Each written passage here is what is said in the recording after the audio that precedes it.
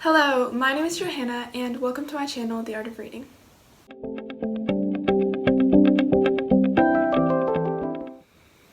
So today I'm going to be sharing with you some of the books I hope to read before the end of 2021.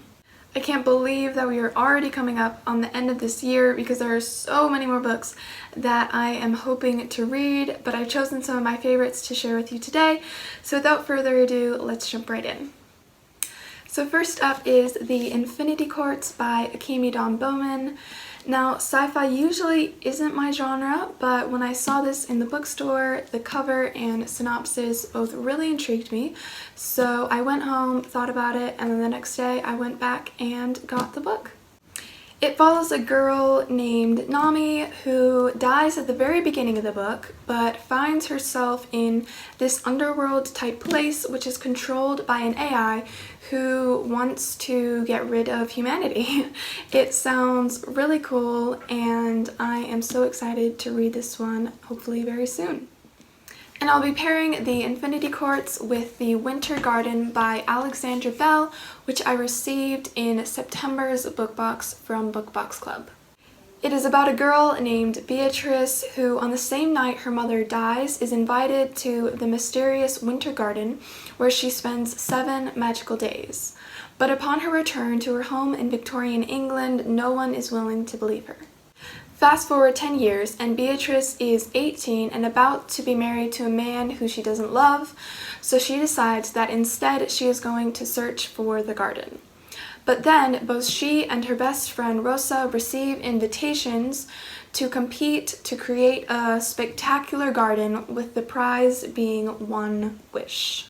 It will be interesting to read this one coming off the back of Caraval by Stephanie Garber, which I read fairly recently, and which is another one which also centers around a competition for one wish. So I'm really excited to read this one and see how that storyline plays out. Another one I'm hoping to read is 6 Crimson Cranes by Elizabeth Lim, which is a retelling of the Brothers Grimm fairy tale The Six Swans. This is about a girl named Shiori who has forbidden magic but one day loses control. And as a result, her stepmother turns her 6 brothers into cranes, threatening her that with every word she speaks, one of her brothers will die. I am absolutely in love with the cover and have heard nothing but good things about the story, so I'm really looking forward to reading it. Next up is Bearmouth by Liz Heider, which my mom actually bought for me during the pandemic when all the bookstores and libraries were closed. It follows our main character, Newt, who works down in the mines and has always accepted life as it is, at least until a new miner named Devlin arrives and causes Newt to look at Bearmouth in a new perspective and question whether this is actually all that life could be. So the writing style for this one is different from anything I have read in the past. It is told from the main character's perspective, and they're just learning to read and write, meaning that many of the words in the book are intentionally misspelled. And so I've kind of heard differing opinions of how it reads, but I am still very, very intrigued by it and interested to see what I think.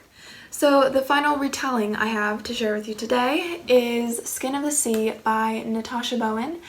And you can probably guess which fairy tale it is inspired by, but if not, it is a retelling of The Little Mermaid, and I received it in my most recent October book box. This book is about a girl named Simidel whose job it is, alongside her fellow mermaids, to collect the souls of the dead from the sea. But when one day she saves the life of a boy thrown overboard a ship full of enslaved people, she puts herself in terrible danger. She is left with only one option, and that is to go and make amends to the Supreme Creator. It is a perilous journey, but for her, failure is not an option. And these last two are books that I knew if I didn't read before the end of this year, I might not read at all. I've had both of them for quite some time now, and the opportunity and really just the want to read them never really came up. So I am really hoping to give these two a good final shot before the end of this year. The first one is Anne of Green Gables by L.M. Montgomery, and I tried to start this book a number of times when I was younger, but I just think that the pacing was a lot slower than anything I ever would have been reading at that age, and so it just didn't really click for me. I know that I'm at a place now in my reading where it definitely won't be an issue for me to get through this book, so I am really excited to finally read it all the way through and see what I think. And the last book I have for today is Gone by Michael Grant. I found this one in a charity shop about 2 years ago now, and the timing was so perfect as I had just been kind of dreaming up myself about what the world would look like without adults. And that is exactly what this book is about. It follows these kids in a small town in California where everyone over the age of 15 has disappeared, and as the front cover says, normal has crashed and burned. I am really looking forward to reading this one. I honestly don't know why I have waited so long, but I am ready to dive right into it.